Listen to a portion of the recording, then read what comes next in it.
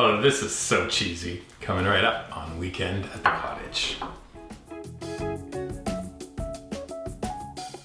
Welcome to Weekend at the Cottage. I'm Nick Manojlovic. This is one of those favorite essential recipes. And although on occasion I've made one of those instant box varieties, why when you can enjoy the full flavors of an old-fashioned macaroni and cheese? The recipe begins simply enough. I'm taking 8 cups of water into a medium-sized pot. I'm adding a teaspoon of kosher salt. Turn the element onto high, bring the water to a boil, and when it does, I'm adding 3 cups of dried macaroni, also known as elbows. We're gonna cook the pasta to package directions. About 5 minutes should do the trick. I'm then gonna drain the pasta, place it into a large bowl, and I'm adding 1 tablespoon of butter. I'm gonna stir that butter in until it melts, and then we're gonna set our pasta to the side. It needs to cool completely. One of the things that makes this macaroni and cheese so delish is the use of 4 cheeses. Let me show you the first 3. We're using a cheddar cheese, as much for color as for flavor. You'll need 2½ cups of cheddar for the recipe. I'm using a very fragrant Swiss cheese. It's got a nice nutty flavor. We grate the Swiss cheese. You need 1½ cups for the recipe. I'm also using mozzarella cheese. It is so creamy, but I love the stringiness of it. You'll see that in a little bit. We're grating 1½ cups of mozzarella. Once the noodles are cool, we're gonna add our 3 cheeses into the bowl. Then we're adding 1½ teaspoons of kosher salt, 1/2 teaspoon of white pepper. If you don't have white, use black. I just like the white pepper because it kind of disappears in the dish. Tiniest hit of heat from cayenne pepper. You can add a pinch or 2 or 3 of cayenne pepper.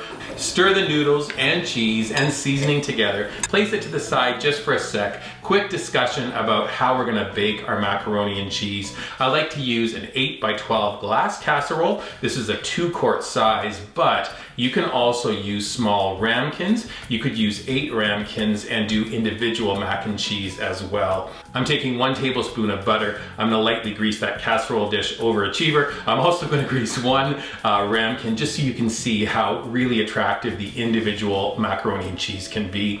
We're now back to our pasta. We're gonna pour it into our baking dishes, and we're gonna smooth it out to an even layer. Now I'm taking a medium-sized pot. I'm adding 2 cups of whole milk, 1 cup of 35% cream, 2 eggs at room temperature. Whisk those ingredients together. Now we go to stovetop, large burner, medium heat. I'd like you to stay at stovetop and whisk that mixture together until it gets hot. Little tip, if you'd like, transfer it into a measure. This is gonna help when you go to pour it into our baking dishes. I made a little bit of a mess, but trust me, it's a lot easier than pouring the liquid from the hot pan. Now we're just gonna pour that hot, creamy mixture over the mac and cheese. You can see it kind of melts the cheese a little bit. This is going to be very good. Last thing, we're gonna work on a quick topper. I'm taking 1/2 cup of breadcrumbs. I'm also adding our final cheese, 1/2 cup of grated Parmesan.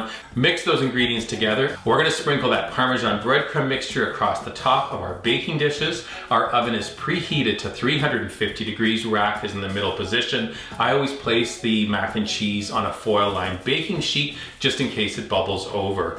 Now we head to the oven. Macaroni and cheese goes in. If you're doing the large version, we're baking for 45 minutes. If I've inspired you to do the individual size, bake those for 30 minutes. When they come out of the oven, they're all bubbly, nice and crispy on top. But your big cheesy moment is at hand. Grab a spoon, scoop up the macaroni and cheese onto plates or into bowls. Your friends and family are going to eat it up. They always do. Now, if you think this looks good, we've got tons more where this comes from. Head to weekendhatthecottage.com, subscribe to our website when you're visiting. Look for us on our dedicated YouTube channel. When you're there, you can subscribe to us as well, but also drop us comments, give us a thumbs up, and click that bell button for notifications. And then finally, take a photograph of your mac and cheese when you make it, post it using hashtag weekend@the-cottage on your favorite socials like Pinterest, Instagram, Facebook, and Twitter. Old-fashioned macaroni and cheese. This is so cheesy. Beauty.